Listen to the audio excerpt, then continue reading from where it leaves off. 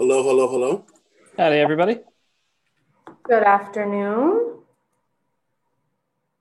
Looks like we have all of our subcommittee members, and we're just waiting for a few more staff members to join us. Perfect. Gives me time to pull up my agenda. Perfect.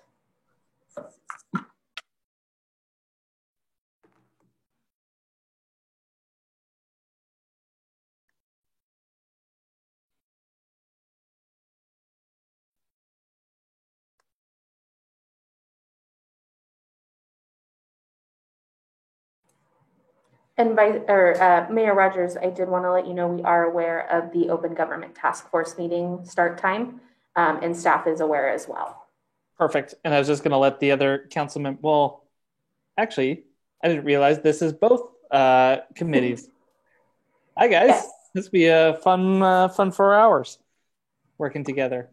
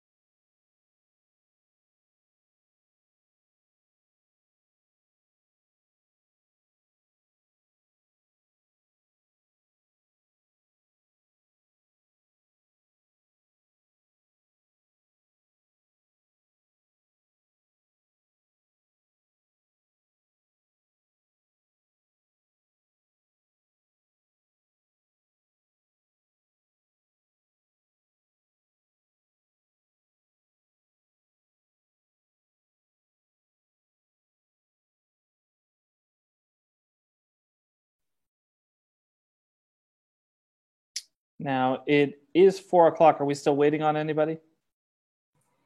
It looks like we have the staff members present, so if you'd like to go ahead and move forward with commencing the meeting. Yeah, let's go ahead. We'll call the meeting to order. Let's go ahead and take the roll call to get us kicked off. Perfect. Councilmember Alvarez. Present.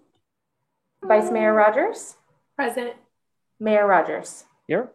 Let the record show all council members are present.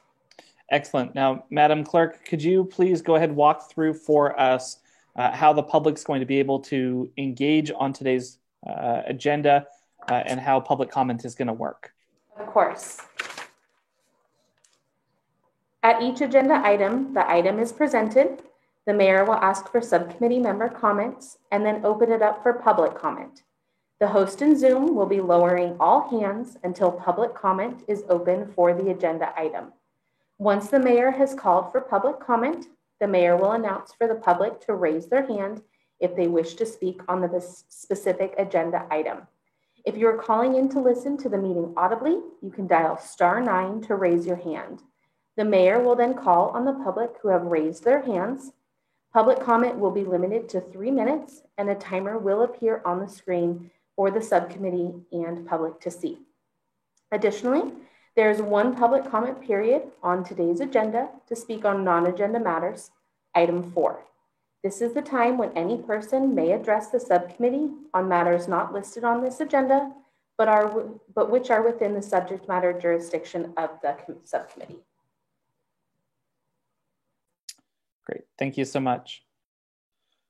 So we do have, folks, our first item is the draft minutes from our January 13th meeting. I did receive one correction sent in from the public, just making sure that we reflect that the conversation around the ban on new gas infrastructure, that it was reflected that our entity had decided that we would look at it at either the next or the following meeting. Obviously, this is now the next meeting. It is, as I understand it, set to be discussed at the next meeting. So I do want to make sure that we have that reflected in the minutes. Other than that change, is there anything from either of the council members? No, Mayor. Okay, let's go ahead and go to public comment on our minutes. Is there anybody who'd like to speak on this item? And I see Jenny's hand up. So we'll go ahead and go to Jenny first.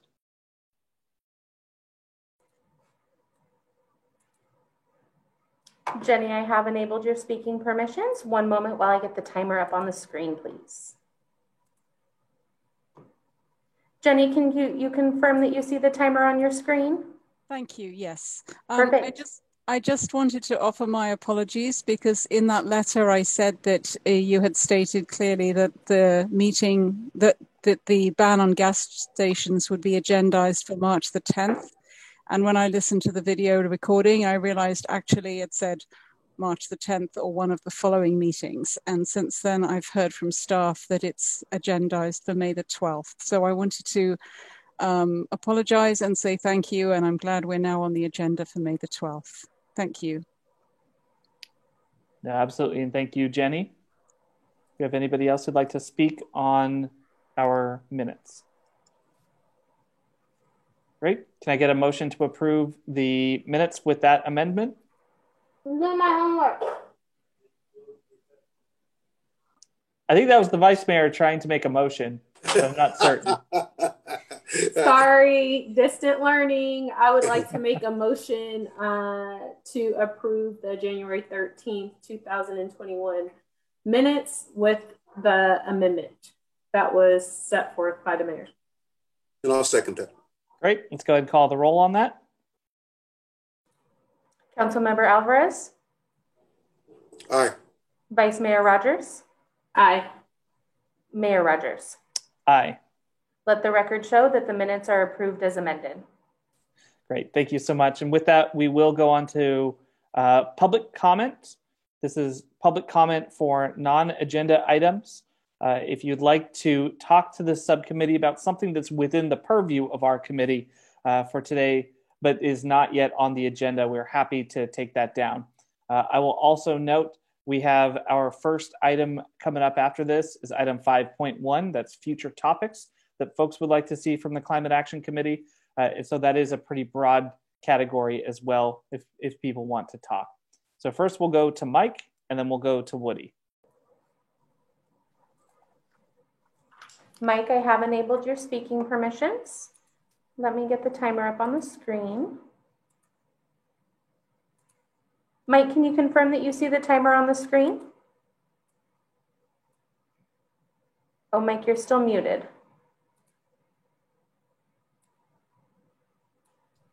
I can. Thanks, Callie. Perfect. Please identify yourself for public record if you so choose, and your time begins now. I'm Mike Turgeon with Friends of the Climate Action Plan. Just to be clear, I have an item that I'd like on a future agenda. Am I too soon? We'll go ahead and take that at item 5.1, Mike. This is okay. Okay, thank you. Sorry about that. Nope, all good. Woody, followed by Kevin.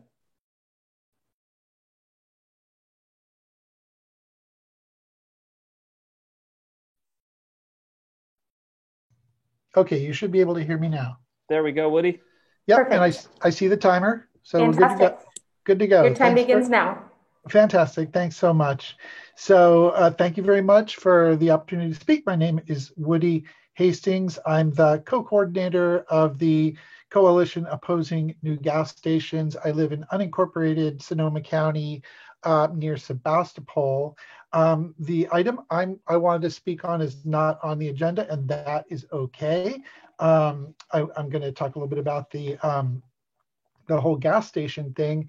But, first I wanted to just say, because I spoke at the last committee meeting and I just started blabbing about my issue, and I neglected to congratulate and welcome the two new city council members. So I wanted to just say congratulations and really happy to have you both, Councilmember Alvarez and Rogers, in the mix. It's really great. And I'm looking forward to working with you. And I know there was some conversation about learning and expanding on the climate issue. And during the day, I work at the Climate Center, so I'd be happy to,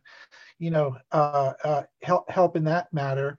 But this whole issue that, and I'm so happy to know that we're on the agenda in May. Looking forward to that. Part of the reason why we care so much about getting a prohibition like what happened in Petaluma is that, working with Jenny on this issue and all the others, we don't want to be spending our time doing this. We don't want to be stomping out these fossil fuel fires. And we think that what's needed, and just last night from 6 p.m. to midnight, we were involved in a Novato city council meeting where they just approved a 28 dispenser gas station at the Costco in Novato. And we don't want to be doing that. So we want to get these prohibitions in place so that we can really move forward on getting California, our cities, and the whole state onto a clean energy future. So just really appreciate you all, and looking forward to having a more of a conversation about it in May, and hoping we'll be able to maybe give a little bit of a presentation, because we do have a presentation on the issue. So thanks again, and that's all I had to say. Take care.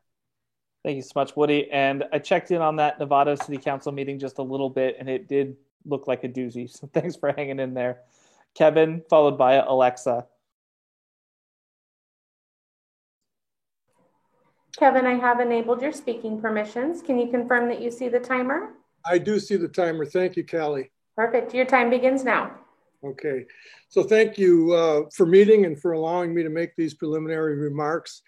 There is a large group of climate activists who are doing everything we can to reverse the path we're on. And like you, we put in a lot of hours in meetings and money on things like solar panels and heat pump water heaters and electric cars, because we know that if we didn't do these things, we wouldn't be effective and we would lose all credibility. And on the wider community level, as you well know, we reach out to you, our elected officials, and we attend council meetings and board meetings, and we write emails and make comments and advocate for specific actions, because we want to help. And we understand the overwhelming demands on you and the council at large and the city staff. But the reality is, in the end, that it is you and the council at large and the city staff that has to take the necessary legislative and administrative steps to address this crisis at the speed science tells us we must.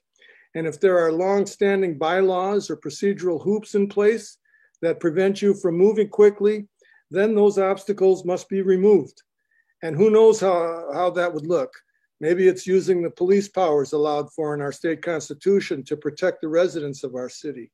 I don't know, but we have to think outside the box, and we have to change the paradigm of how our government works. This crisis demands it. You know, I attended the last RCPA board meeting, and I was grateful for the challenging questions that board members had for the staff regarding the climate mobilization strategy. Director Hopkins asked, where's the money going to come from for this? And she wanted to know, where are the specific goals and timetables? And Director Landman voted not to support the strategy until the issue of equity was better addressed. But I thought that your question, Mayor, was the most important. You asked, what would it look like? And how would we know if our goals for equity were met? What would be different in the mobilization strategy if those equity goals were in place? What a great question. And I'd like to ask the same question now. What would it look like if our city took immediate actions to address this emergency? What procedural changes and ordinances would be in place? And how would the budget look if we were acting at the speed that is absolutely necessary?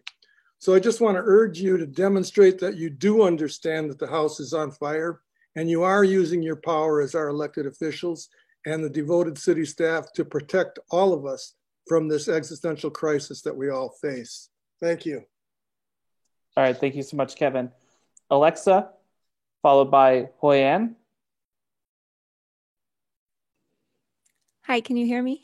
Yep. Hi, my name is Alexa Forrester, and I can see the timer. I am a professor at the Santa Rosa Junior College, and I also have 2 elementary-age boys. And over the past decade, I have become a single-issue voter on climate justice. And I also attended the Novato City Council meeting last night for as long as I could. And I was quite horrified that a council that had passed an emergency resolution voted the way that they did. And it sort of struck this fear in me that that these emergency resolutions might just be talk. And so I just wanted to voice my appreciation for the work this committee does and welcome the new committee members, the newly elected committee members, and just say that we're watching and we really want to see the results of actual policies that change things. And I will just say, as somebody who is very busy, I appreciate how busy you must all be. I would also appreciate at some point, whether it's yearly or quarterly, a climate communication from this committee that details the specific changes that are being made that would impact my life, because I don't have time to dig through to find that information always. And I also don't necessarily understand how appointing a manager is going to make a difference. So if there could be communication, this is what we're doing, this is how much progress we've made, that would be really helpful for the broader public. Thank you. All right, thank you so much, Alexa. Hoi-Ann, followed by Pete.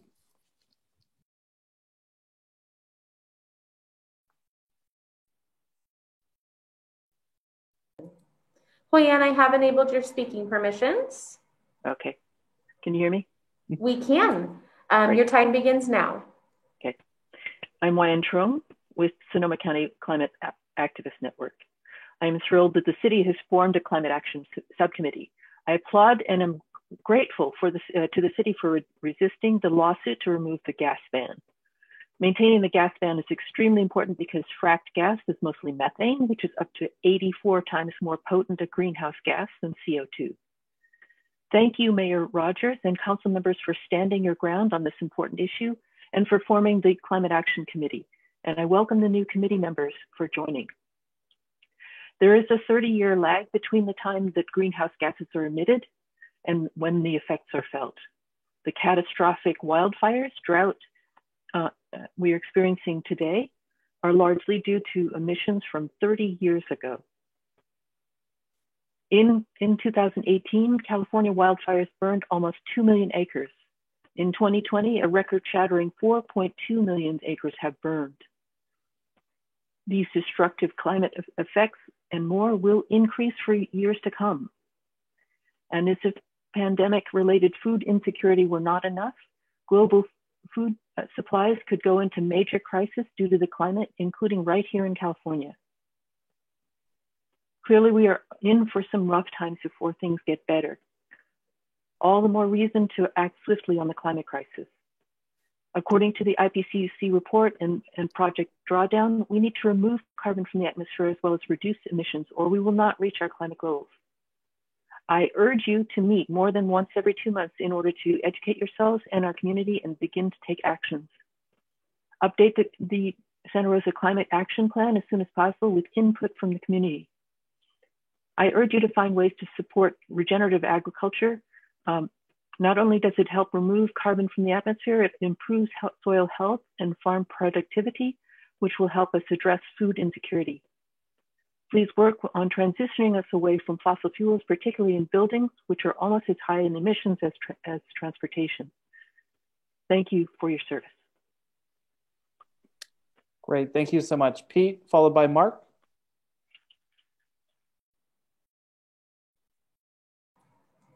Pete, I have enabled your speaking permissions. Thank you. Can you hear me? We can. Okay. Your time begins now. Thank you very much. I wanted to first express deep gratitude for you individually and as a subcommittee. I know you all sense the urgency and the gravity of the climate crisis, which really is the existential crisis of our time. One of the things that I notice in speaking with elected officials and others is that even though we sense the gravity of the challenge, we haven't yet brought ourselves to change our behaviors, our ways of doing business in order to meet our hugely ambitious goal of carbon neutrality by 2030. Clearly, we need to change our habits and our procedures, because business as usual will not get us even close to carbon neutrality by 2030. So I look forward to this subcommittee and all of our other committees and organizations and elected bodies within the county working together in a transformative way to get us to our hoped for resilient, equitable, carbon neutral world of 2030. Thank you. Thank you, Pete. Mark, followed by Tom and Chris. Mark, I have enabled your speaking permissions. Thank you. Yep, and I see the timer. And yep, Mark Mortensen, Friends of the Climate Action Plan, and here I am following these great speakers. So I'll probably come off sounding very blathery, but whatever. Thanks as always for the opportunity to speak. And I've got some ideas for the next agenda item, as do others here. But these are more process points that I wanted to bring up real quickly right now. Yeah, and a couple of people have alluded to it already, that the CAS currently meets every 2 months. Yeah, we've got the Sebastopol Climate Action Committee meeting every 2 weeks, Petaluma Climate Action Advisory Committee meeting every month. Here in Santa Rosa, we've got, the Cultural Heritage Board meeting every 2 weeks, the Waterways Advisory Committee every month, Board of Public Utilities every couple of weeks. So lots of them meeting much more frequently. So I'm sure you agree, and you're on the committee, and so we know you care about this. That we've got an emergency here, and it demands greater attention than meeting every 2 months. There's just so much to be done, and so I very much encourage the committee to meet more frequently, and so that we can get more actions taken. There's so much to be done. I'd also just recommend getting some community members on the committee, which has been done in other jurisdictions. Those perspectives, we get that the expertise from you folks on the city side of things, and then getting some community members in there would definitely benefit the community. Also on the process side, we've just, in my opinion, we've just got to find the money to hire a sustainability director, something of our own climate czar, and to convene an implementation team consisting of staff and maybe additional staff. I mean, this is an emergency, and we've got to have the personnel to fight the fire. There are models in other cities on how this can be done. And I can provide links to resources on that. These community-based organizations such as ours can be a resource for you. But we've got to allocate the money, and it could be possibly some of that strategic reserve that got built up from the PG&E settlement money. Some of that could be taken to hire these critically important personnel. Yeah, I think we understand that this is a situation, this climate crisis that we're in, where we can spend a certain amount of money now, or we can definitely wind up spending a lot more money later. So again, thank you so much for all the hard work you're doing, and really appreciate it. Thank you so much, Mark. We'll go to Tom and Chris, followed by Deborah and Paul.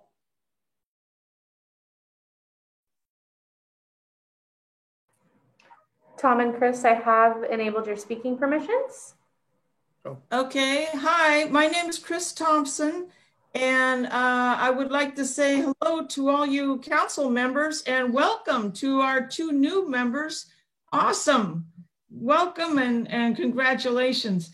Yeah, I'm the vice chair of the Oakmont Democratic Club, and we have the distinction, I guess, out in Oakmont of evacuating numerous times since, including 2017, all the way up through this last September.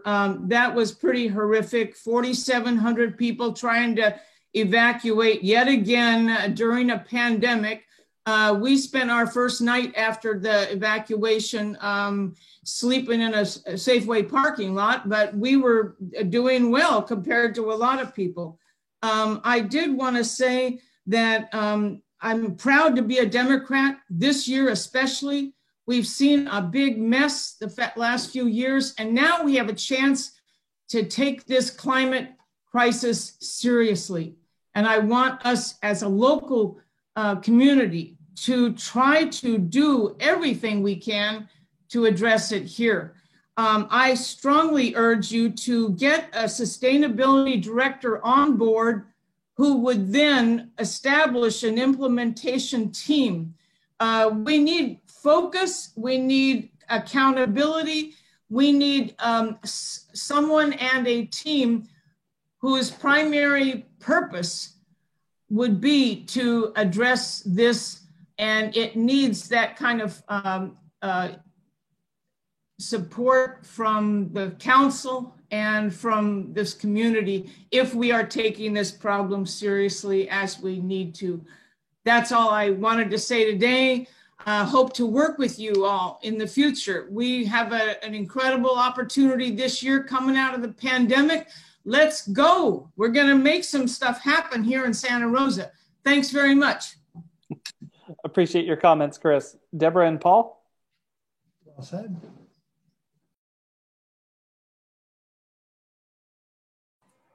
Deborah and Paul, I have enabled your speaking permissions. Thank you.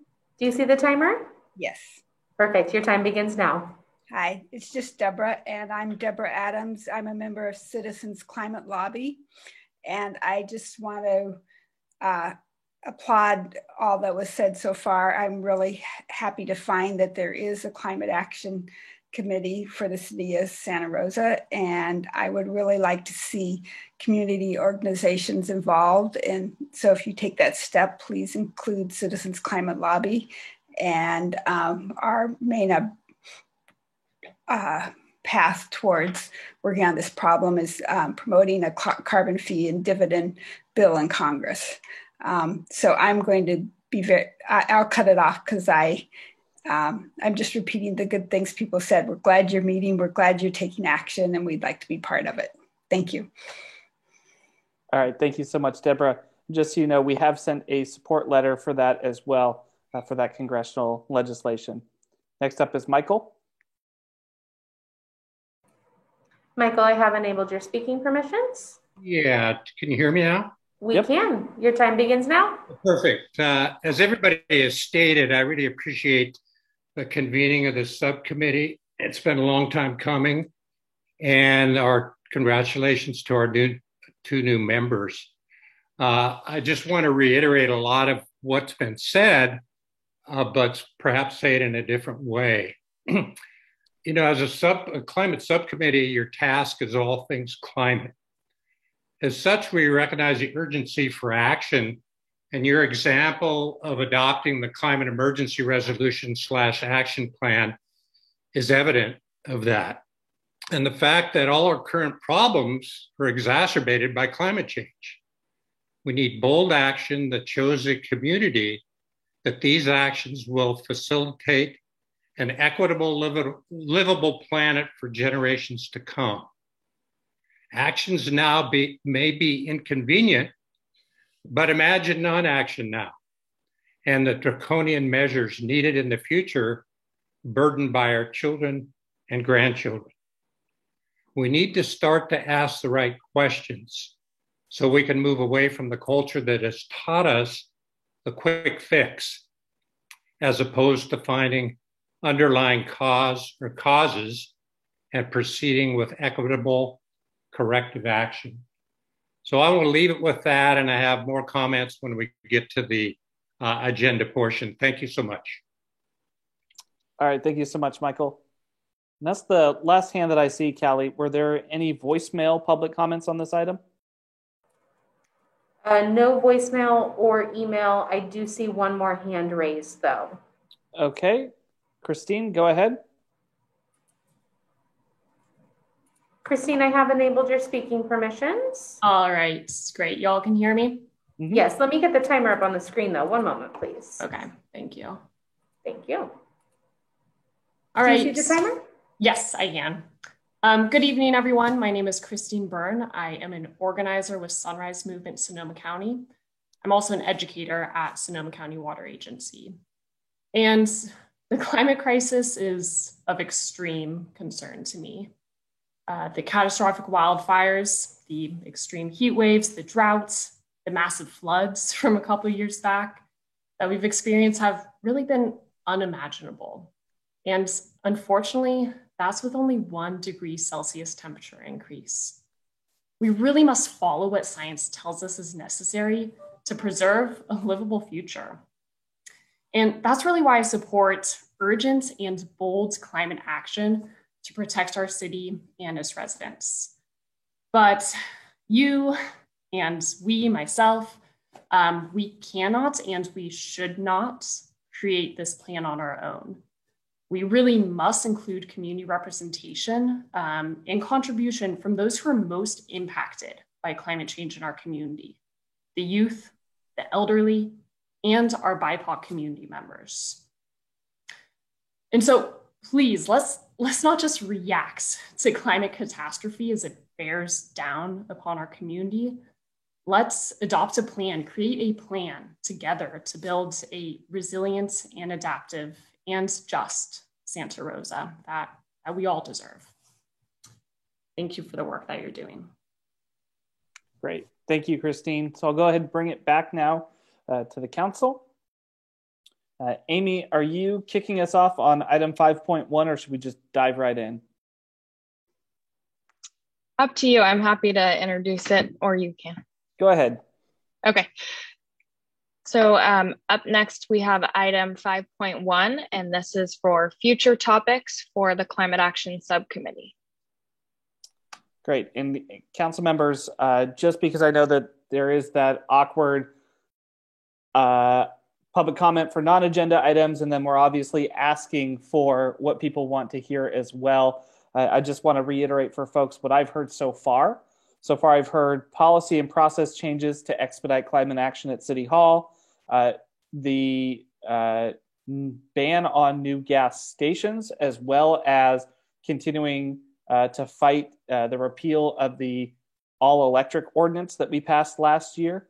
I've heard more updates on climate action, more frequent meetings, more citizen involvement, and an update to the climate action plan. I've heard more on sustainable agriculture, a sustainability director position, as well as implementation of the climate mobilization action plan. So I'll stop there. I've got a couple of additional things that I want to put on the table, but I'll start with council members. Unless you're comfortable, we also could go and take public comment first and then come back for comment from council members. I'm interested in the public comment, if that's okay with Councilwoman Rogers. Sounds great. So we'll go to public comment to see if there's anything in addition to what I've already read off that I heard from folks in our first little segment, to see if we can add to our list. So first I see Mike. Mike, I have enabled your speaking permissions. Do you see the timer? Ready to go. Thanks. Perfect. Your time begins now. Mike Turgeon with Friends of the Climate Action Plan. Yes, thank you. It's been great also getting to know the new council members, Councilmember Rogers and Alvarez as well. It's always great to have diverse opinions that come to the fore. And the item that I'm interested in is seeing on the agenda would be to bring the Climate Safe California campaign for endorsement. Climate Safe California campaign is the initiative from the Climate Center, and it's geared to be the way to get Sacramento to enact policy required by science so we can reach negative emissions by 2030. The point of it is to get local jurisdictions, individuals, businesses, government, and nonprofit to endorse so that Sacramento can see that there's a groundswell. Already 800 individuals and hundreds of businesses, governments, and organizations have already endorsed it, including our Sonoma County Transportation Authority and the Regional Climate Protection Authority as well, on a unanimous vote just on January 11th. So the basics are that the initiative would be there to pressure Sacramento to start to create policy so that behavior will change. It's a comprehensive program that has the basic 4 pillars of accelerating the phase out of fossil fuel, increasing sequestration, investing in community resilience, and funding climate action. And so each one of the individual county supervisors have endorsed it already, and they'll be bringing it to their agenda in March or April. And I sincerely hope we can get it to the next agenda. It could probably go right to the Santa Rosa City Council. It could probably be done as a consent item. That's how the climate emergency resolution was done at the county level. So anyway, thank you so much for the work that's being done here, and highly appreciate everything that's happening. Absolutely. Thank you, Mike. And we did, as the representative for Santa Rosa on RCPA, as Mike mentioned, we did sign off on that. So I can check with the city attorney's office and see. I think that as the mayor, since we have direction already, that I can just sign a letter of support for that on behalf of the council. But let me check, and if we need to, we can bring that back as well. Zinsi, followed by Jerry. Zinsi, I have enabled your speaking permissions. Do you see the timer on your screen? Yes, I do. Thank you. Perfect. Thank you. Your time begins now. Okay. So my name is Zinsi Tan. I work for Zero Waste Sonoma, but I'm actually making this comment just more of as a resident of Sonoma County. I live in Rohnert Park, but I work in Santa Rosa, and I spend quite a lot of time in the city. And the topic that I would like to see discussed in the future would be increasing biking infrastructure and making biking or walking more accessible to people. As anyone who bikes knows, you're not just limited, you're not biking only within your city. Usually you're biking around the entire region. And so even though there is quite a lot of biking infrastructure in Santa Rosa already, I'd love to see it get expanded and also make it more accessible, as I had mentioned, to people who might find biking very intimidating and think that it's just a sport and not something they can do, for example, going to school or going grocery shopping. So that's my comment. Thank you. Great. Thank you so much, Zinsi. Jerry, followed by Jane. Jerry, I have enabled your speaking permissions. Thank you very much. Thank you. Your time begins now. Thank you. My name is Jerry Bernhout. I live in Oakmont. I'm a local environmental attorney. What I'd like to see in the climate action update is an expansion of the scope of the greenhouse gas inventory for the city to include transboundary emissions. That means, for example, if you're going to approve a new hotel, you include all the emissions from the traveling of people to arrive at the hotel, including air travel. It also includes consumption-based emissions. I was the lead attorney in the case that overturned the county climate action plan for not including those emissions, but the RCPA has continued to operate on the old standard regardless of that. So I think it's time for us to get real about the actual carbon footprint of business as usual. And we can't affect what we don't measure. So hopefully you'll take that into consideration. Great. Thank you so much, Jerry. Madam Mayor, you have the floor next, and then followed by Mark.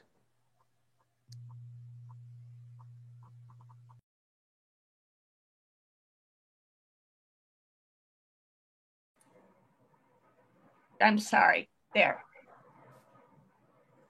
Perfect. Thank you. Your time begins now. Okay, thank you. It has been a long time, so I hardly think of myself as Madam Mayor, but I'm here tonight, first of all, to say congratulations to all of you. You got a lot of work ahead of you, but to really urge you to bring forward the Climate Safe California platform for your support.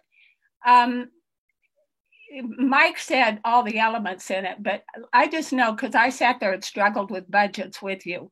If we get the state of California on board with this serious issue, there is going to be money, there's going to be work, and there's going to be support for the local groups and the local agencies to do the hard work. It's going to be needed for the climate situation. So it's really in your totally best interest, not only for the future, but for your finances. If you get on board supporting this and helping to push Sacramento to adopt these very important 4 elements, and one of them is funding the colossal amount of money that will be needed.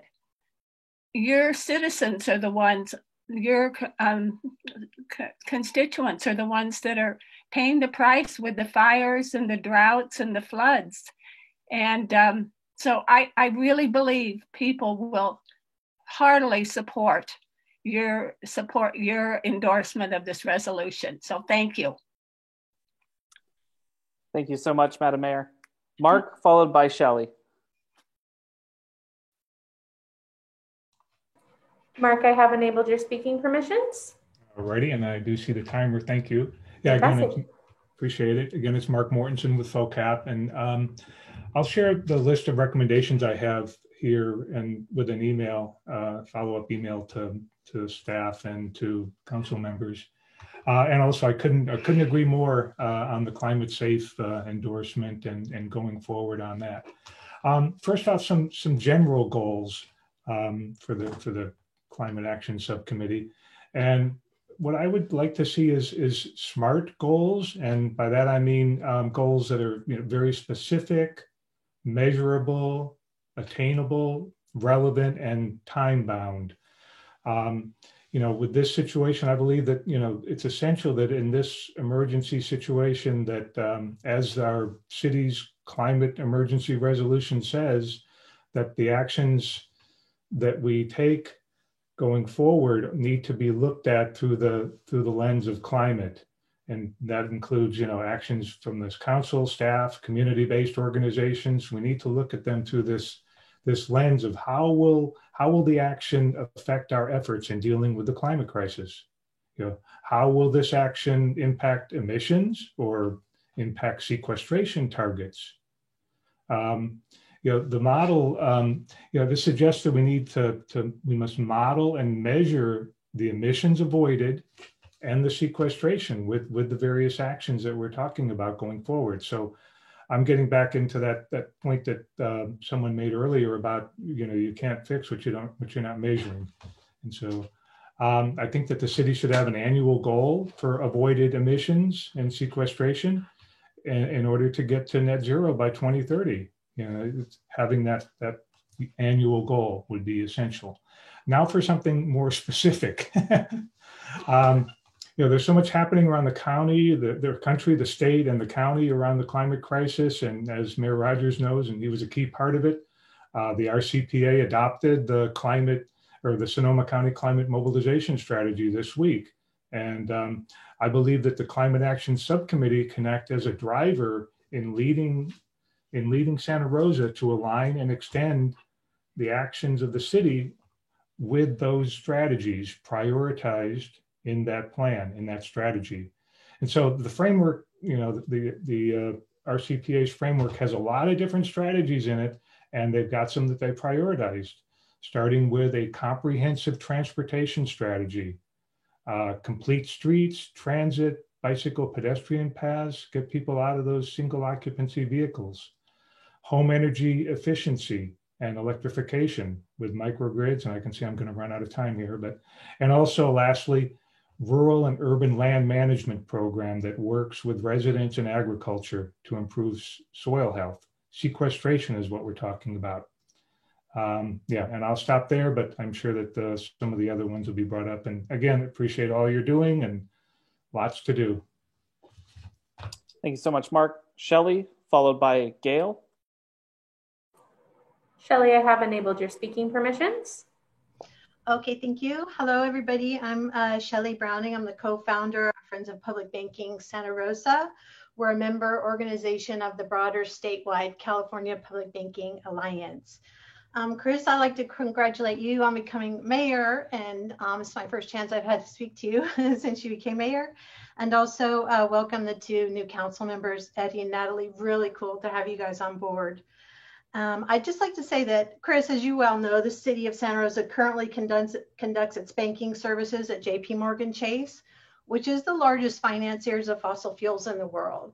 Since the signing of the Paris Climate Agreement Accord, they've financed $296 billion in fossil fuel projects globally. In 2019, the California Public Banking Alliance succeeded in passing the Public Banking Act 8857, which enables cities, counties, and regions to establish their own public banks. There's only going to be 10 of these licenses available, and so far the cities of San Francisco, LA, Oakland, along with the East Bay, San Diego, and cities in the Central Coast are all working towards establishing public banks. They're all in various stages of this, but they're all on the move. City councils are involved. And this year, what we're working on is, among other things, we're working with Assemblymember Miguel Santiago of LA, who's drafted a budget request to the state legislature asking the state to finance up to $15 million in technical assistance grants that would provide $1.5 million to each of the 10 cities or counties or regions that are working to establish public banks. So simply to ask today is that you guys agendize a public banking presentation so that we can really set out to educate you on what public banking means, what would be involved, what would be the advantages. This is something that has never happened at Santa Rosa City Council, and it's really time to make this happen. So that's all I have. Thank you so much. Thank you, Shelley. Gail, followed by Michael. Gail, I have enabled your speaking permissions. Thank you. I see that. Yeah, hi, my name's Gail Goodbread. I've lived in Santa Rosa since 1976.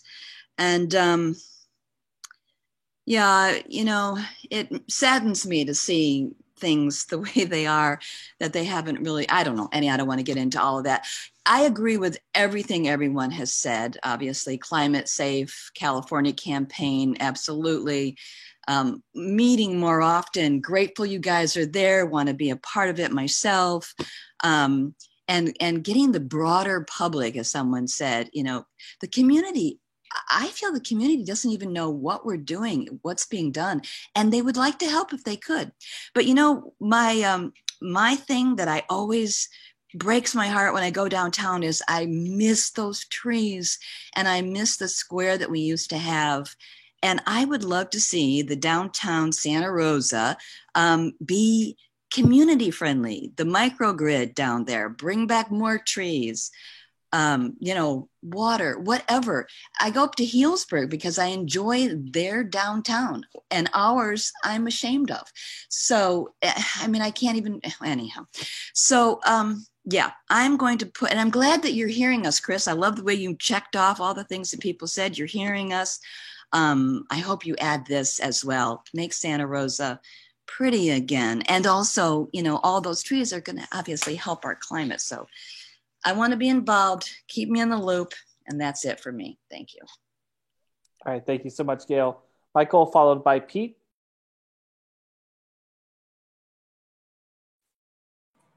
Michael, I have enabled your speaking permissions. Oh, okay. Can you hear me? We can. Your time begins now. Thanks so much. I'm back again. Michael LaPelt with Working Group for Emergency Climate Action Now. And I kind of want to reiterate what one of the last commenters made, and that was we really need safe bike and pedestrian infrastructure. And it really entails creativity because the bike pedestrian master plan since 2010 has been updated. And there are a lot of great plans, a lot of great graphs, a lot of paths that are designated there, but very little funding has been attributed to those. So I'd like to see creative ways where we can use low-hanging fruit to create infrastructure to connect north, south, east, and west to downtown, and rapid transit like the SMART train and the transit center, so that individuals can do their utility riding and walk and feel safe in doing that. One clear example would be to do one-way, two streets that are adjacent, one way in one direction, the other half of that street being used for bikes, pedestrians. The adjacent street moving in the opposite direction and utilizing that extra lane, and using physical barriers or trees to separate traffic from bikes and pedestrians. And dovetailed with that are safe speeds. And NACTO, NACTO.org, has a great format for urban planning and safe speeds. And you'll see a lot of cities already have made transitions to lower their residential speeds. And there are a variety of ways in terms of street design that really facilitate that. And using adequate signage and perhaps apps to indicate safe separated bike paths, adequate bike security stands, 110 charging for e-bikes at EV charging stations and elsewhere. So there's locations around the United States where this is starting to move forward. And I think since most communities are strapped with funding, we have to be creative and reimagine how we're going to make this all happen. Lastly, I'd like to see agendized community healthcare vulnerabilities exacerbated by climate change. And as we've seen with the extreme fires and extreme climate events, hospitals are very vulnerable. And on the other side, hospitals are major contributors to greenhouse gases. 1 day in a hospital generates 1.3 metric tons of greenhouse gases. So we really need to collaborate with our hospitals, our community healthcare folks to really make this change and make it work for all. Right. Thanks a lot. Thank you, Michael. And really fast, did you say it was NACTO.org? Can you repeat yes, that? NACTO.org, National Association of City Transportation Officials. Great. Thank you so much, Michael. We'll take a look at that. Thanks. Pete, followed by Jenny. Pete, I have enabled your speaking permissions. Thank you. I'm going to limit myself to 1 minute. Many or most of the suggestions that I've heard today appeared on the list of actions that Friends of the Climate Action Plan submitted to the city about 1.5 years ago.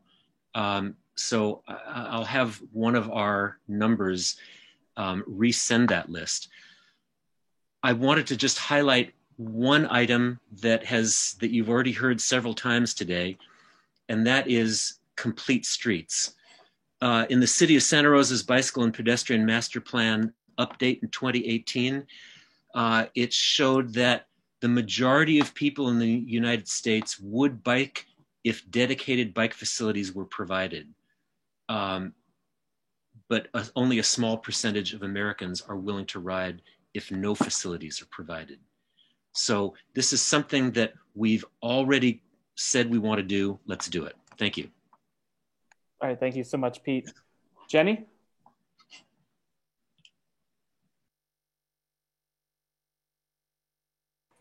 Jenny, I have enabled your speaking permissions.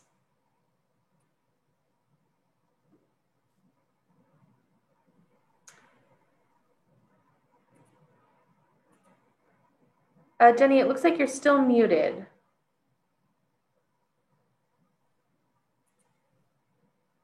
Okay, can you hear me? We can. Oh, good. Thank you. Sorry about that. Not a problem. Your time begins now. Thank you. I just wanted to make the point that among all these discussions about trying to reach net zero carbon by 2030, there are two things I'm not hearing that I think are really, really important that we need to have included. One is that the best way to sequester carbon is in existing forest ecosystems. The bigger the trees, the better. The redwood trees, the best of all. There's a lot of logging going on in the county where these forests are being cut down as we speak. the second thing is that we should absolutely resist any efforts at allowing or permitting the burning of woody biomass for energy. Burning woody biomass is even worse than burning coal in terms of carbon dioxide and toxic emissions.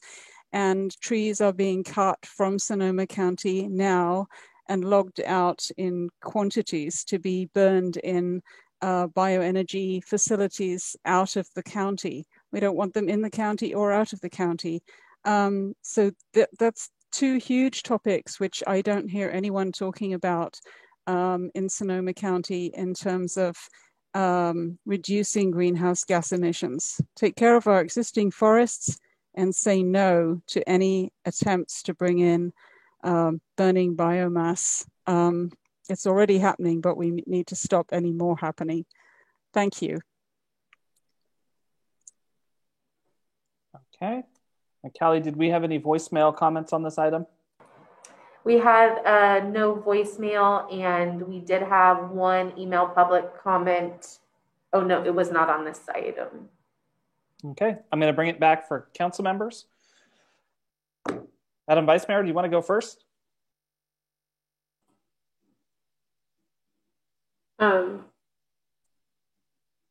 No. I heard everything that everyone had to say. I see that there's so much more that I need to learn. So I'll kick it off, and then I've got a couple of questions for both you and Councilmember Alvarez. One of the things that was referenced quite a bit from folks is the climate mobilization strategy that RCPA just passed. I'll go over really briefly for you all. It broke down, and for the public, it broke down 4 major components. One was decarbonization, one was sequestration and ecosystem services, one was resilience and adaptation, and then the final one was equity and community engagement. And within those 4 buckets, we had 13 specific directions that were given. Some of them we're already doing here in Santa Rosa. The all-electric building campaign is a pretty significant one.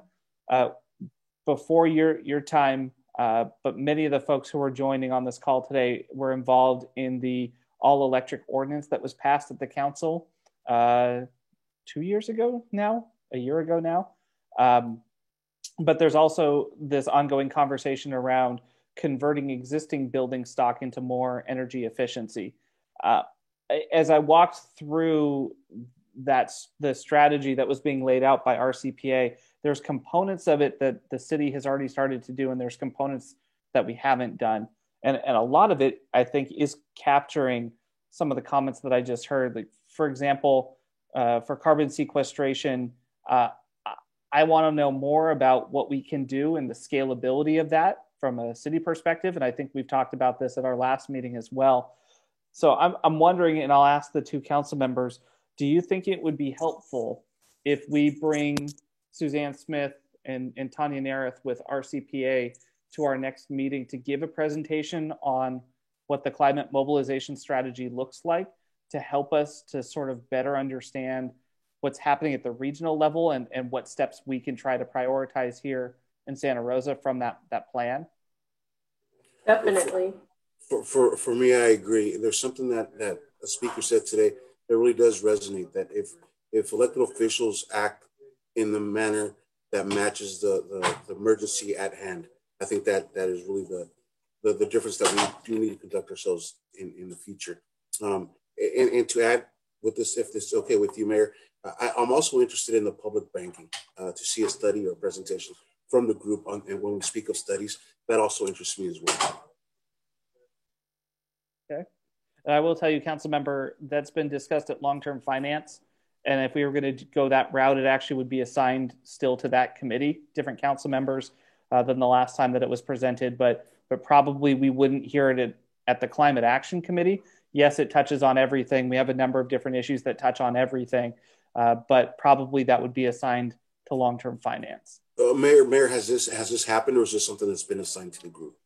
It was something that long-term finance discussed a couple of years ago, but it might be worth touching bases on it and having an updated presentation, especially with new legislation that's been passed and whatnot. So I can definitely talk with that group about that as well. I'd appreciate that. Mm-hmm. Go ahead, Vice. Okay, so I finally understand what you're asking. You want to know how I feel about everything that was said. So I think that I would like to see what comes back for the Climate Safe California, what you come up with that. And also, I think it is important, although it would be one more meeting for us to do, I think that if we can pull it off, I think there is so much going on to have it every other month. Seems that we are missing some vital time that we could be utilizing and getting things done in a more timely manner. So I would like to see what it looks like for the process for us to maybe meet more frequently, because I miss you and Eddie. I don't get to see you guys enough. And then definitely looking at the bicycle and pedestrian. So if we want people to not use their cars to get places, then we need to make it safe for them to do so. So seeing what we can do about getting that done. And I heard recently that Santa Rosa used to be in the forefront of climate action, and now we're kind of lagging behind. And Chris and Eddie, I know we don't want to do anything and lag behind. So we need to get back on the ball and see what we can do to get Santa Rosa back in the forefront as far as climate is concerned. Well, I don't know that I'd agree with whoever is ready to fight and throw down about whether Santa Rosa is leading or not, but I'm with you. I want to continue to drag the rest of the county with us in a more sustainable direction and doing our part. I hear you on bicycle and pedestrian infrastructure. One of the things that I signed on to is the Bike to It challenge that the Sonoma County Bicycle Coalition is doing. It's 30% of all of our trips here in Sonoma County are shorter than 2 miles. And so the challenge is to plan accordingly so that you can bike or walk any trip that's under 2 miles. If the two of you would like to join me on it, I'm sure they'd be happy to hear that the entire Climate Action Subcommittee is going to be doing it. Well, I'll have you know, Mayor, my bike is released from the bike peddler tomorrow. So I get my bike and I'm back on the road. So everybody on the road, watch out. Excellent. I do think what I'm hearing from the public and what I'm hearing from the council, I think what would be a good agenda, and I'm with you about doing monthly meetings. Let me double check with staff to make sure that they have the capacity. But I think given that this is a tier 1 priority for the council, I think that that'd be appropriate. But what I'm hearing is that our next meeting, whether it's in a month or in 2 months, whatever we can work out, I'll report back to you all on the Climate Safe California campaign, either that I signed on or if we need to approve something to get the city signed on with it. I'll update you all, let you know on that. I heard the discussion about the ban on new gas stations, which we were already talking about doing at that point. And then I also heard maybe a presentation and an ability for us to prioritize within the climate mobilization strategy where staff's efforts could best be utilized. There are other great things that we heard as well. We can continue to talk about things like the sustainability director position when we talk about budget. But I think given that we're trying to have a regional conversation about this as well, I think it really makes sense for us to start by talking about the climate mobilization strategy. One thing that I didn't hear as much from the public as I expected, but I'd be interested in us starting to talk about, is a climate measure, particularly a localized version of the Green New Deal. And when we talk about, for example, the electrification of our housing stock and bringing existing homes up to better energy efficiency, how can we create a funding source to do that that might also come with it, hopefully a component of environmental justice that trains local workers to do that work, that can recirculate that money in our local economy.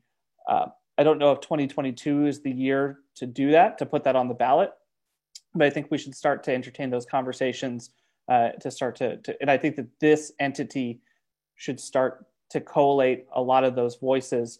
Obviously, we've got quite a few people from our community who are interested in participating, who show up to these meetings, and that might be a good place for us to do it as well.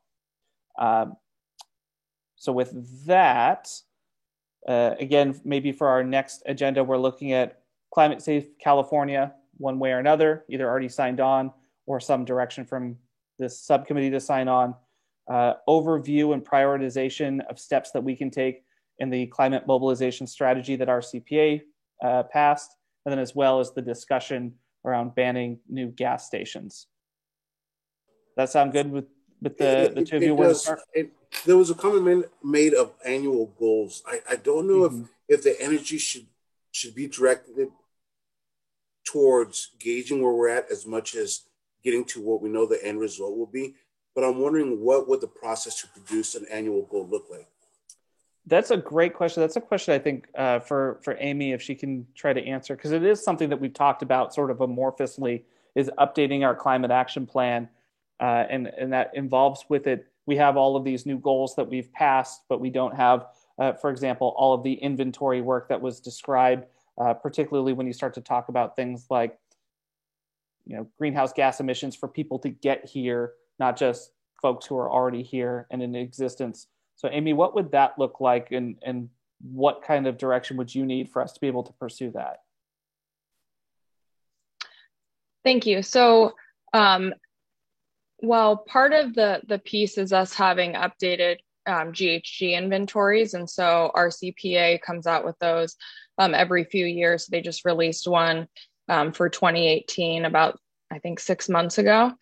So we can use that information, but I think a lot of it is staff, resources and assignments to that type of update, getting that information and then pushing it out to the public. And then we also have, and this is kind of related, but our existing climate action plan, which has a number of goals and actions that city staff are regularly implementing. And we do update a spreadsheet.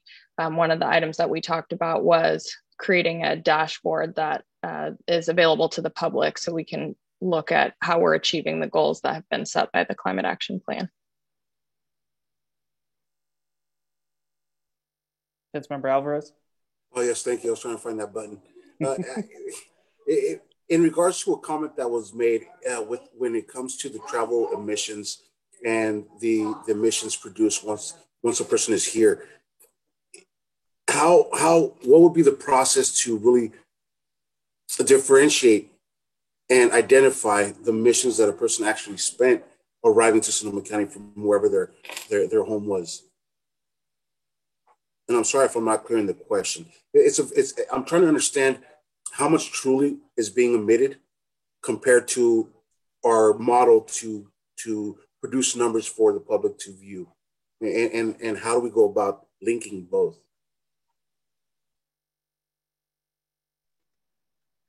I'm wondering if it might be helpful to have Tanya Nareth from RCPA come, and she can make a presentation on the GHG inventories that they work on, because there's modeling involved, and it's not anything that I feel comfortable walking through. But if the subcommittee is interested, perhaps that's something that we can schedule for an upcoming agenda, just to for all of our education. Mayor, I know I would appreciate it. And I believe we just spoke on inviting both individuals, and I'd see that it would be very beneficial. And thank you, Amy. Mm-hmm.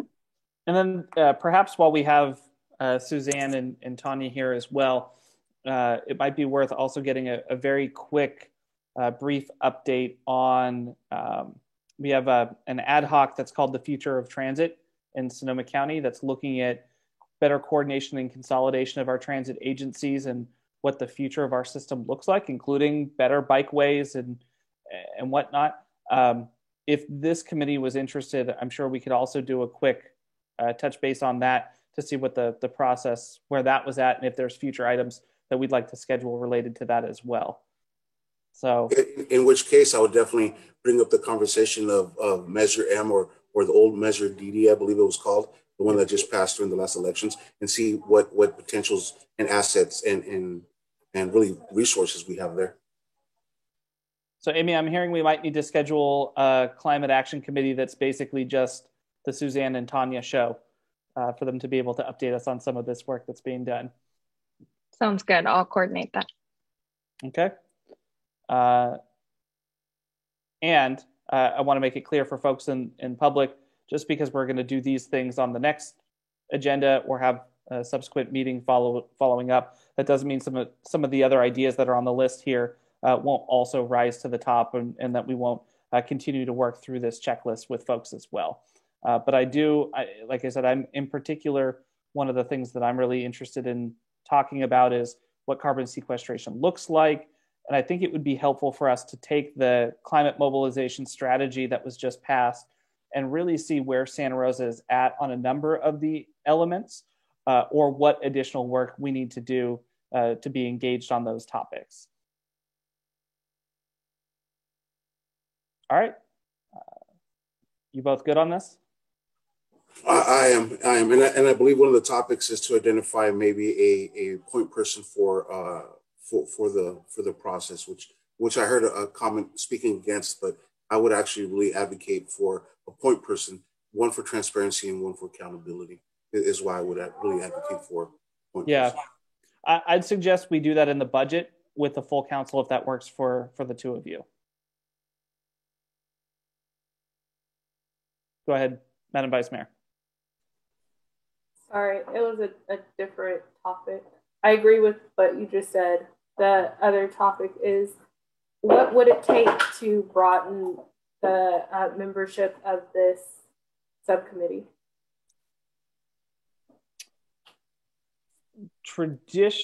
That'd be a question for Sue, our city attorney. We can certainly have that question, but I don't know.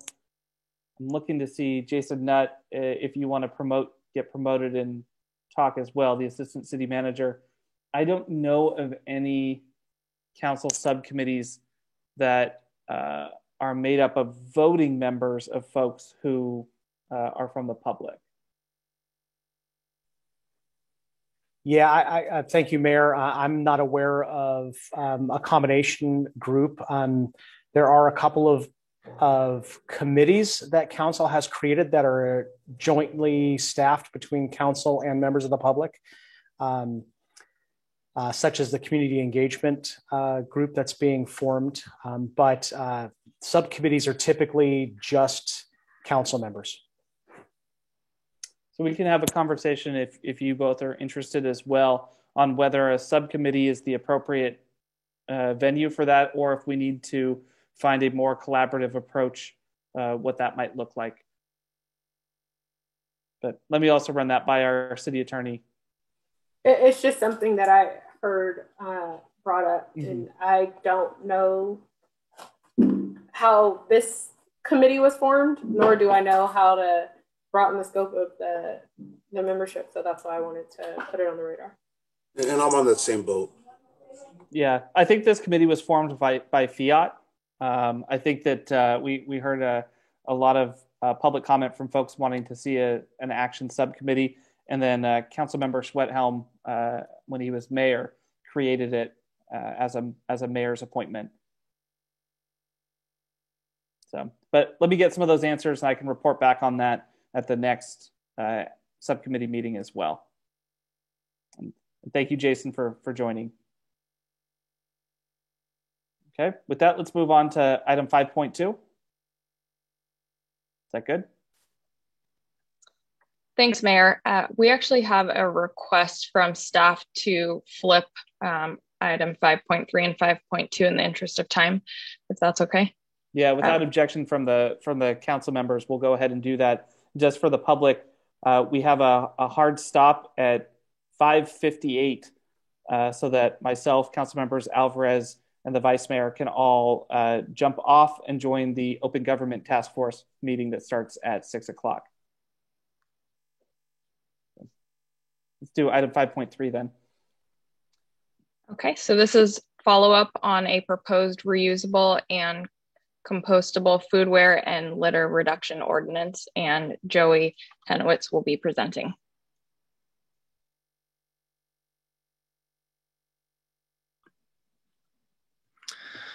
All right, good evening, Mayor Rogers, Vice Mayor Rogers, and Councilmember Alvarez. My name is Joey Henowitz. I'm an administrative analyst in the Department of Transportation and Public Works. All of you are pretty familiar, especially Mayor Rogers, with this item. I've come in kind of before the City Council and the Climate Action Subcommittee previously. The two new council members, you remember this was, I believe, your first night on the council. And so wanted to follow up with a little bit of things. I did kind of throw a lot of information out at you. Going to give you a little bit of a background on kind of where we've been to get to this point, and then really want to dial down onto the specifics of where I think we can bring forward a model foodware ordinance and litter reduction ordinance for within the city of Santa Rosa here relatively soon. Next slide, please. So I don't really want to exhaust this. We've kind of heard all of this through a lot of the public comments that have been made already tonight, but we do know that climate action is an emergency.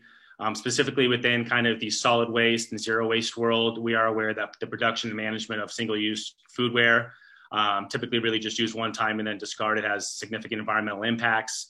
Those environmental impacts are listed down there below on the second bullet point there. Next slide, please.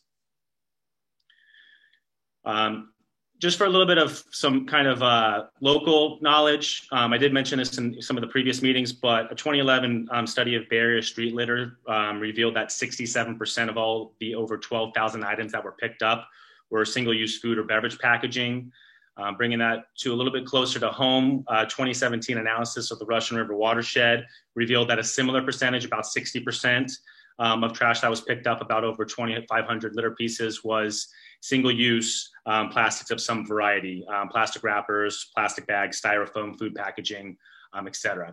Most of this stuff makes its way from land into the waterways, and marine plastics, microplastics, what most of us might be familiar with, have been detected in many human consumption items such as fish, bottled water, honey, sea salt, and there's even some more recent findings of them finding microplastics completely away from the ocean, but just in the atmosphere, like in the air and out in the middle of the forest. So it is very concerning and stuff that we need to try to act on sooner than later. As you are aware, the City Council did adopt a zero waste master plan in January of 2020, which I am working to work on those goals and those objectives. And one of the key elements of that was a reusable and compostable foodware ordinance. Was one of the central strategies of that zero waste master plan. Next slide.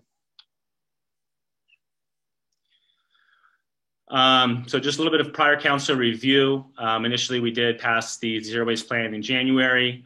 In the summertime in July, the Climate Action Subcommittee received their initial report on the zero waste Sonoma model ordinance, which is kind of the precursor for why we're here tonight. November 18th, we kind of dialed down into the ordinance itself, the specifics, and looked at some other ordinances that were being proposed and are in effect in other jurisdictions like Berkeley and San Francisco. And asked to try to back an actual ordinance to the full City Council that they would be able to kind of review within a study session. That happened in December. And then now the next step is we're here tonight in front of the Climate Action Subcommittee. Next slide.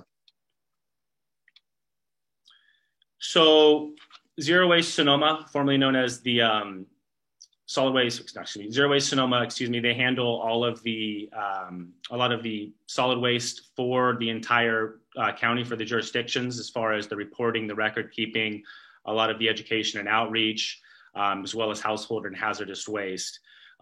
They developed a model ordinance for member jurisdictions to consider with the title there on the first bullet point. And their model ordinance addressed 5 areas: prohibits polystyrene foam from being distributed, prohibits polystyrene foam from being distributed by retail stores, specified products, requires food and beverage providers and special events to use compostable, recyclable, disposable food serviceware, requires food and beverage providers to provide single-use straws, lids, cutlery, and to-go condiment packages, which I'll refer to as foodware accessories only upon request. And it does encourage the use of reusables. Next slide. So in those first few meetings, We did find some jurisdictions that had compostable foodware ordinances, and I was asked to do some research into that and see if we could bring a fully compostable food ordinance to the city of Santa Rosa. There are some significant challenges when I looked into that, and I will kind of detail those now just for a reminder. So most compostable foodware, it's not just going to be entirely fiber-based. It does contain PLA, a polylactic acid, or a per and polyfluoroalkyls, PFAS. What these do is they act as a grease and liquid proofing agent. They're designed to basically, prevent grease or liquid-based foods from leaking out of the beverage or the containers. PLA are generally made from fermented plant starch or sugarcane, and they are designed to be biodegradable. That really should probably say compostable there, because the term biodegradable is kind of up for interpretation. But this breakdown process can actually happen a lot slower than what commercial composters permit in their process. Next slide. So drilling down a little bit on PFAS specifically. PFAS, they're kind of a family of thousands of chemicals that are found all over the place in common commercial household items such as stain and water repellent fabrics, non-stick products like Teflon, polishes, waxes, cleaning products, and the list goes on. We are starting to see some significant evidence that exposure to PFAS can lead to adverse human health effects, and those are detailed down there in the next two bullets. So there is obvious concern of wanting to remove some of these products from obviously our to-go foodware in Santa Rosa. Next slide. So a lot of the issue that really is inherent here within going to a fully compostable model is plain and simply the commercial composters that we send our compost to, they don't accept it. These products that are containing PLA or PFAS are not accepted, and they're generally going to be screened out of the areas where we take our compost. And secondly, and probably also just as importantly, probably the most important reason is the commercial composters are unable to market their compost as organic, as determined by the National Organics Program, if it contains any materials that are considered synthetic, and PLA and PFAS are considered synthetic materials. So that kind of right off the cuff makes them not want to accept those materials, as well as it doesn't really make business sense for them as far as their business model is concerned, because non-organic compost, which is hard to find anyways, typically resales for upwards up to 75% less than organic compost. So from the last meeting, I was asked to kind of go back and do some further research, talk to the composters, see what, if at all possible, sort of program could we put together for a fully compost food ordinance, obviously aiming to get rid of the single-use plastics that are commonly used. Speaking to all of the compost facilities that we take our materials to, Cold Creek Compost up in Ukiah. We do take some of our commercial food waste compost that needs to be anaerobically digested to a Richmond facility. That is a Richmond facility down there in Richmond in the Bay Area. Napa Recycling, as well as the Redwood Landfill just outside of Petaluma. And interestingly enough, I did hook up to talk to one of the operations managers at the Recology Blossom Valley Organics North facility in Vernalis down in the Central Valley. That is actually the facility that supposedly accepts these PLA products from the city of Berkeley and the city of San Francisco, which is why they are able to at least claim that they have a fully compostable food ordinance. After speaking in length with the Recology Blossom Valley facility that accepts these materials, I was essentially told that these materials don't make it into the compost stream. They are going to be screened out and then taken to the landfill.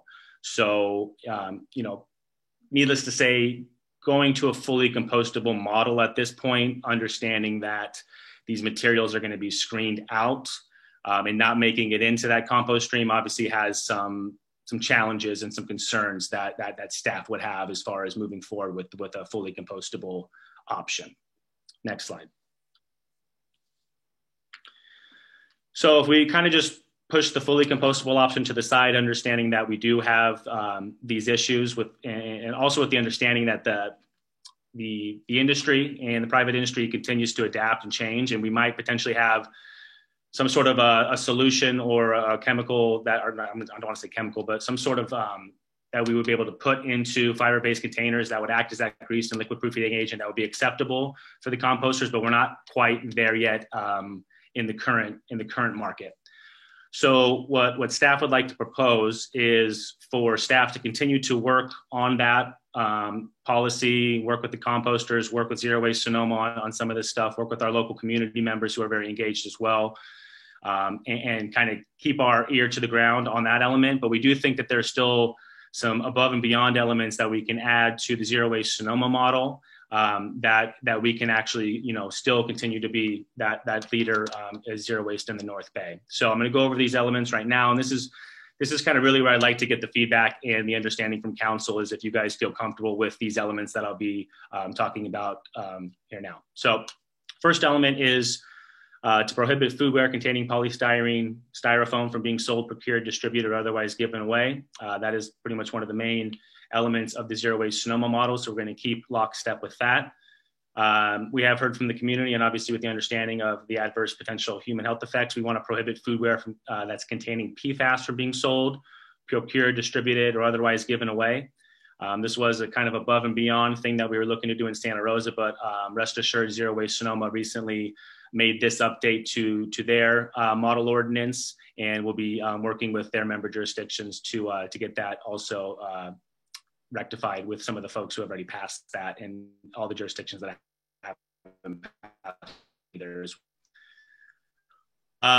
This is a big one here, is to require food and beverage providers to provide foodware accessories. So we're talking straws, lids, cutlery, stir sticks, to-go condiments, upon request only. Obviously, a lot of times if you get, to go, you get your plastic bag, you get your, your plastic cutlery, you might get some salt and pepper, whatever you might, a thing of ketchup. The question is, how many people actually use those things, and how much of it just goes directly into the trash? So instead of just providing that upon, you just automatically receive it, we would want to make it well known in the community in Santa Rosa that these items are only going to be provided upon request, which we believe would save a lot of diversion, a lot of waste that isn't necessary.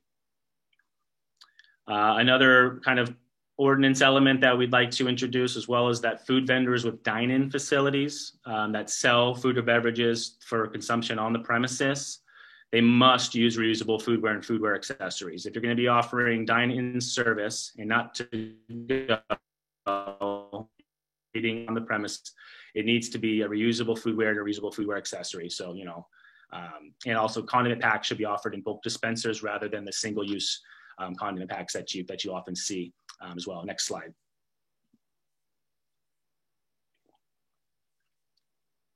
All right, so another big one here, which really kind of aligns with SB 1383, which was going to be my other presentation for you tonight, that there's no way I'm going to be able to fit that in on your guys' schedule, but I'll come back at a future date, because it is a very, very important piece of legislation that'll be coming forward in the next year.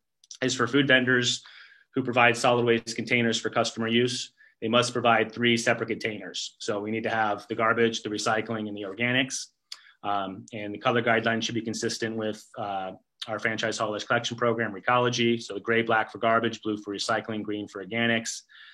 We'd like those to be placed to the extent possible, given space constraints, adjacent to one another. So when folks go to dispose of their waste, the materials that they have an option of which one they should put that in, and that the graphic rich signage should be posted above, so that it allows for folks to be able to figure out what should go into which bin.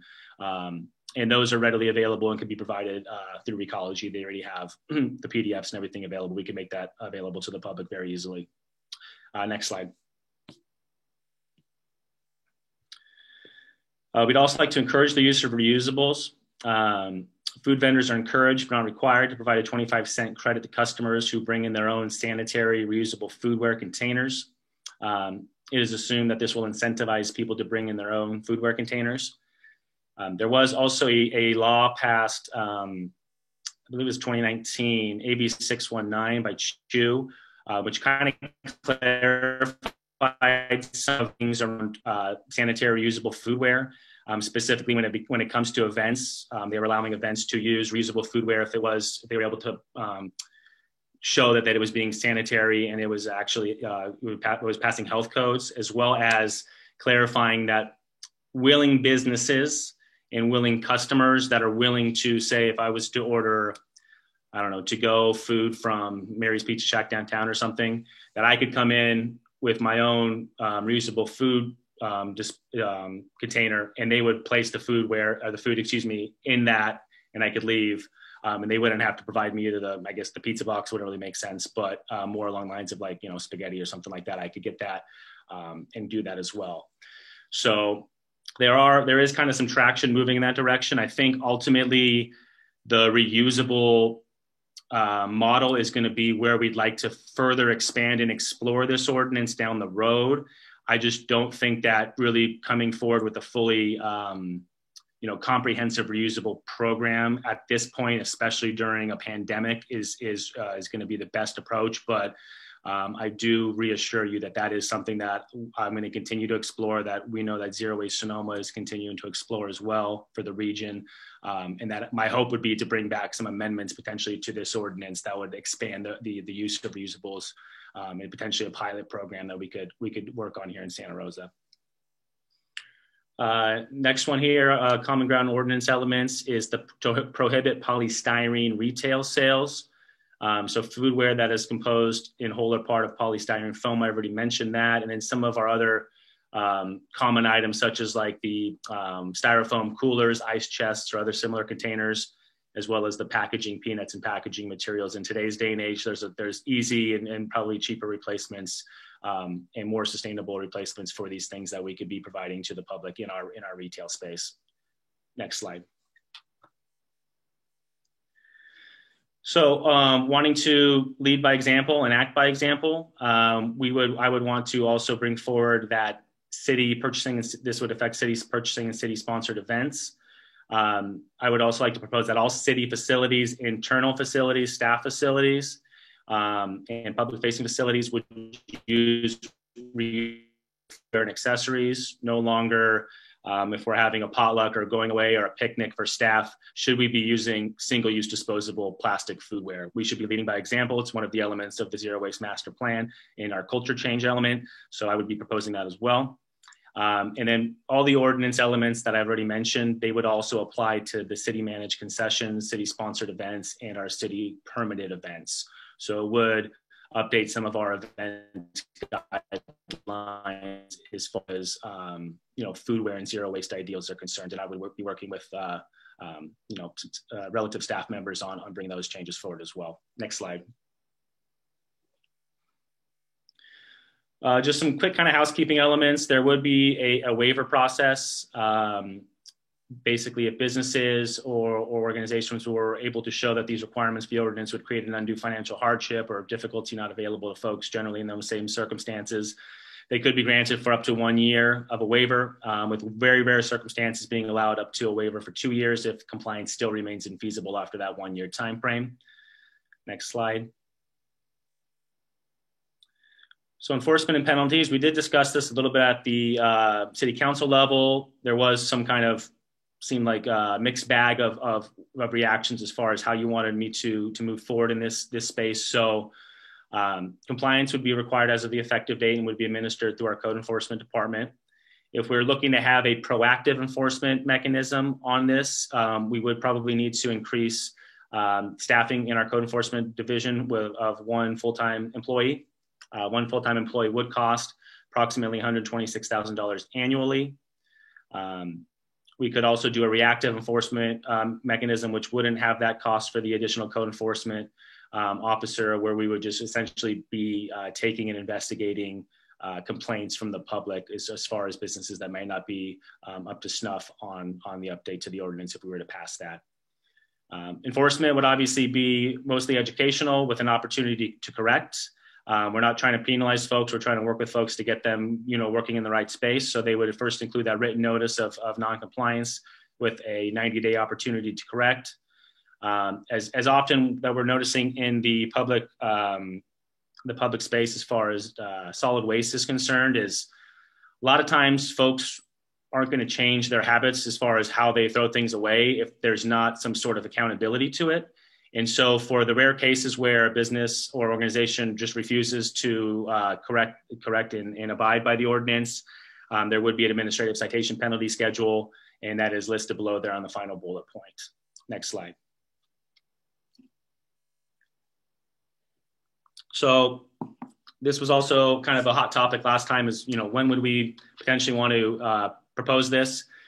What we've heard tonight, and I believe what I kind of heard from the city council last time, was the time is now. We want to act sooner than later. And so with that, we're being aggressive with their an effective date that will be proposed of January 1st, 2022. This would also align with the effective date of SB 1383, which was going to be that other element that I was going to talk to you tonight about, which I'll table to the next meeting. But it would also align with the effective date of SB 1383, which has some of the similar requirements that would kind of really align well with those two measures. Considering that we are still working our way through the pandemic, if COVID concerns are present, staff will be happy to work with the city attorney's office. If you want us to develop some sort of language where we tie the effective date of the ordinance to the cessation, or the ending of the Sonoma County Health Officer Order C-19, which is the health order, obviously, for COVID-19, the COVID-19 pandemic there. Next slide. So main things I'm looking for feedback and direction from the subcommittee at this point is, do you think that the elements that I proposed as far as, elements that I could bring the ordinance elements agreement, do you agree with those? Do you want to add anything? Do you want anything taken away? Is the implementation timeline of January 1st, 2022 able to you? I guess just any other additional thoughts or questions that you might have. And then the next direction that I would be looking for is, if you agree with the ordinance as I presented tonight, my plan would be to bring forward actual ordinance language and a draft ordinance that would have been a little bit more reviewed at the city attorney level by that point, forward to the full city council. I would hope by probably late spring, early summertime of this calendar year. And just wanted to reassure you that, I think at this point, these are some very kind of low-hanging fruit elements that we can build into this foodware ordinance. I did mention wanting to stay up to date with potential updates to anything that would become compostable, that would be, feasible for all the parties involved. So the government, our business community, and also the commercial composters that we work with, as well as looking to potentially expand the reusable element of this ordinance is down the road. So I would promise to kind of stay up to date with cutting trends and cutting changes and bring those to you as I see fit. But at this point, I want to thank you for your time. I want to thank any of the public's time as well for listening to this presentation. Appreciate your thoughts, appreciate your feedback, and I look forward to hearing what you have to say.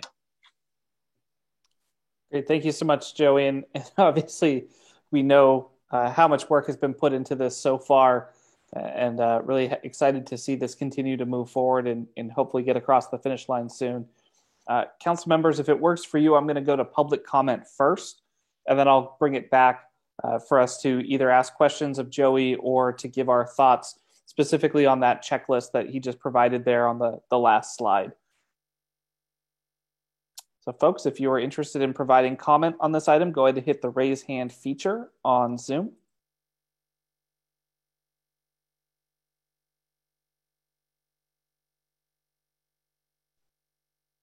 All right, Callie, I'm not seeing any. Do we have any up? We've got like one just popped up. One, yeah. Go ahead, Deborah and Paul. I think that's Deborah, I think we learned earlier. Yes. Deborah, your time begins now. I just think that's a great proposal. We spend a lot of time lugging plastic things around to places to get them filled up, and a lot of places won't do it. So getting plastic reduction in our community, I just totally approve of that. So thank you for your hard work on it. Great. Thank you so much, Deborah. And Callie, do we have any voicemail public comments? We have no voicemail or email public comment on this item, Mayor. Great. I'll go ahead and bring it back. Councilmember Alvarez, do you want to kick us off here? And perhaps, Joey, do you want to put back up the slide of the direction that would be helpful from council? As Joey puts up the slide, I want to thank him for the immense amount of work that's been done on this subject, and really the second time that I've had the opportunity to see this. So thank you. I'm saddened that ultimately, if we were to put an ordinance, the ultimate resting place for the plastic would be the landfill. So I do agree that it would be ineffective if we were to put such an ordinance forward. In regards to the alternative that you've offered, I do agree with it. The one issue that I would take up would be the dispensary, the bulk dispensary, especially during the COVID times that we're living in. But other than that, it's a green light for me. And I do agree with the 2022. I don't see the other questions that you posed. And to the general community, I do want to remind them that the amount of plastic that we're finding in our waterways, I believe it was 80% from you, and this is from your last presentation, was coming from first use or restaurants or the food industry. And it's something important for us to really take into account the amount of garbage that we are producing as humans. And if we're doing any effort to reduce such a thing, it should definitely be something, again, according to Pete's comment, that we must act as if this is a true emergency. So I do want to thank you. And I can't see the questions that you did pose. Yeah, Kelly, do you think are you able to get that slide back up? Of course, I was wondering if that's what you or Councilmember Alvarez was asking. Yes, please. So just one moment, please. No problem. And I'm pulling it up. If it was okay. Ordinance elements agreement. I do agree. Implementation time 2022 sounds good. Additional thoughts, questions. Pretty much just a dispensary for bulk during the COVID and anything else that would be affected by. But once the COVID is done, I definitely do agree with more of the bulk for the dining in, as well as the single use or I'm sorry, the reusable for the dining. I think is phenomenal. And you're right. The city of Santa Rosa is at the forefront, and we should set the standard. And again, when it comes to continuing and staying up to date and cutting edge, hopefully someone local sees that there's a need for compost, and that they do take up the issue and the service. It sounds like a lot of cities would definitely move in that direction, and maybe it's a call for those individuals out there in the public that there's a need. Hopefully they'll step forward. And thanks again, Joe. All right, Vice Mayor.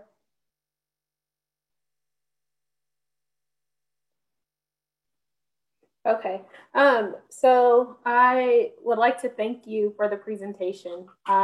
Again, it was totally awesome. I'm totally excited to see when we are able to implement this. Effective date sounds good, but I would lean more towards if it is later, the end of the C-19. I think that is something that we definitely need to be mindful of.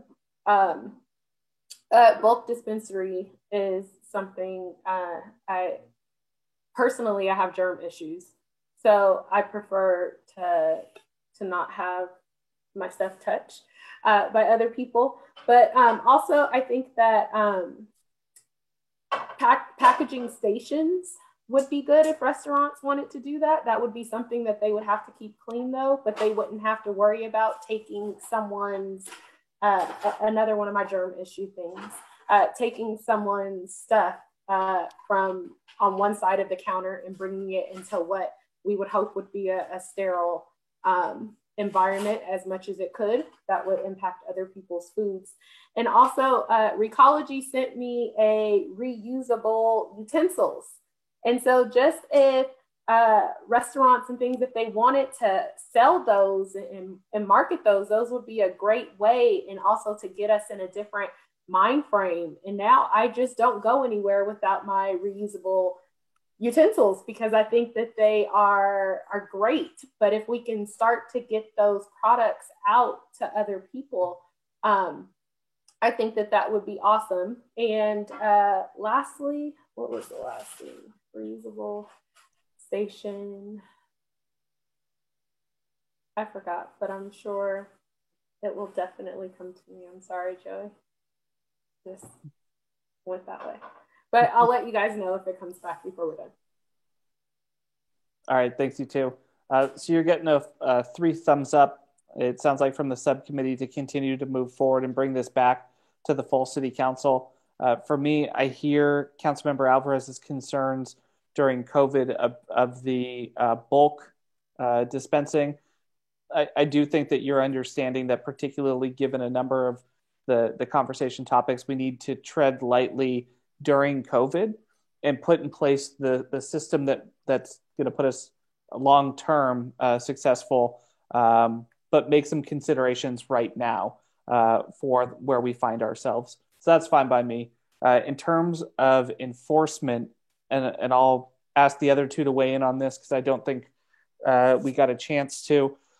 My initial take at the council meeting, particularly given our budget constraints, is let's go ahead and be reactive first, do education and be reactive.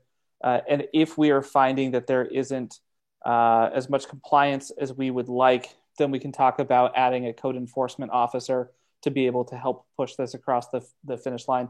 But what I strongly suspect is with a lot of things, that in the first year, as education is happening and as the market is being created for that kind of a service, and as, quite frankly, the expectation is being developed in the public of how they'll interact with these businesses as well, is that likely that folks will come into full compliance on it. That's my hope.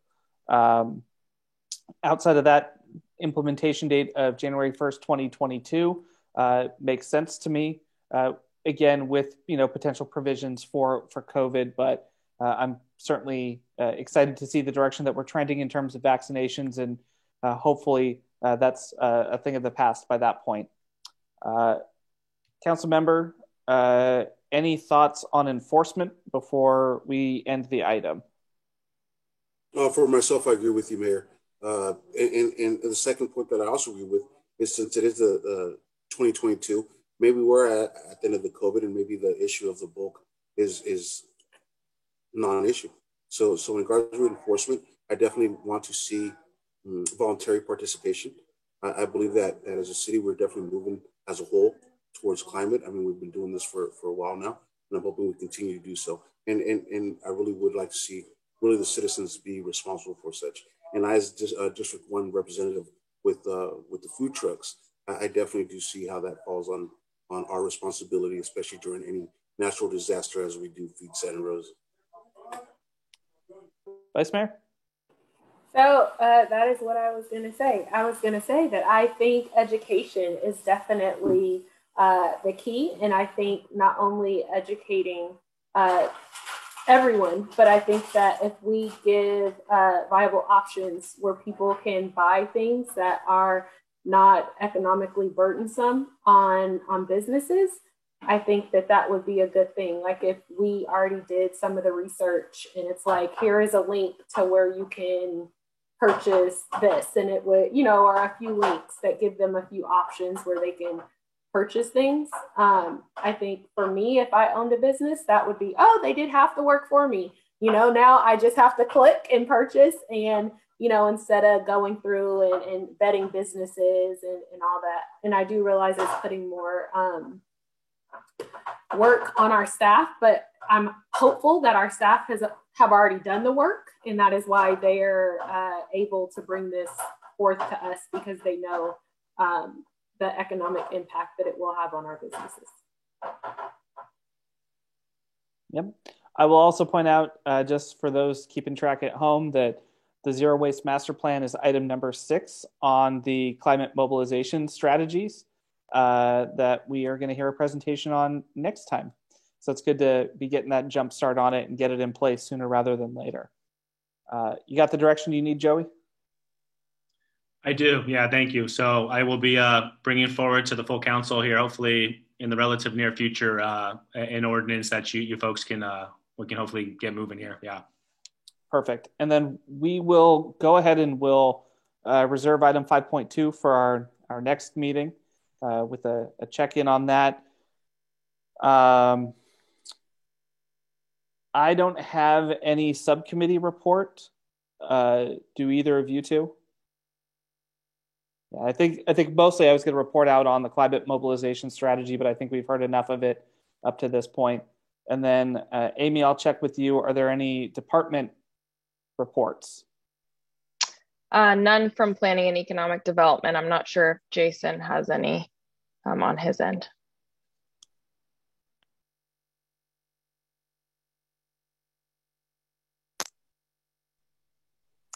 Mayor, no, not at this time. Perfect. Then we're going to go ahead and adjourn tonight's meeting.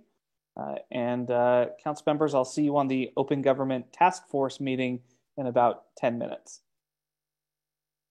Thanks, everybody.